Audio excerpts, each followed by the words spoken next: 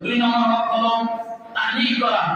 তাহনিক মানে কি? সে যখন জন্মগ্রহণ করেছে তা আপনার আশেপাশে বড় কোনো আলেম বা অথবা আপনার ছেলে এমন একটা জায়গায় জন্মগ্রহণ করেছে আশেপাশে মসজিদ মাদ্রাসা আছে, তো এখানে ভালো কোনো আলেম আছে, ওই আলেমের কাছে নিয়ে যাবেন। তো আলেম একটা খেজুর নিবে, খেজুরটা চাবাবে, চাবানোর পর ওই চাবানো খেজুরটা বাচ্চা তাও নিজে দিবে, ওটাকে বলে তাহনিক। তো দুই নম্বর হক হলো তাহনিক করানো। তিন নম্বর হলো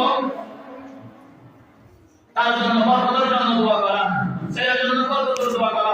এখন তো আমাদের সমাজে যখন ছেলে সন্তান হয় কিভাবে ছবি তুলে ফেসবুকে দিয়ে দিবে, এটা কিন্তু সমাজের মধ্যে বাইরে একটা টপিক। তো আপনি যদি একটা সন্তান হয়েছে, ওই সন্তান আপনার থেকে আত্মীয় স্বজন থেকে ওই সন্তান পাও না, আপনি তার জন্য বরকতের জন্য দোয়া করেন। ছবি তুলে ফেসবুকে দেওয়া যাবে না, যদি দিয়ে দেন তাহলে তার জিন্দগি ধ্বংস হয়ে যাবে, বরবাদ হয়ে যাবে। তার জন্য রহমতের দোয়া করা, বরকতের দোয়া করা, এটা হলো 3 নম্বর।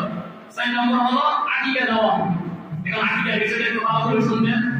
আকিকা নিয়ে অনেক প্রশ্ন।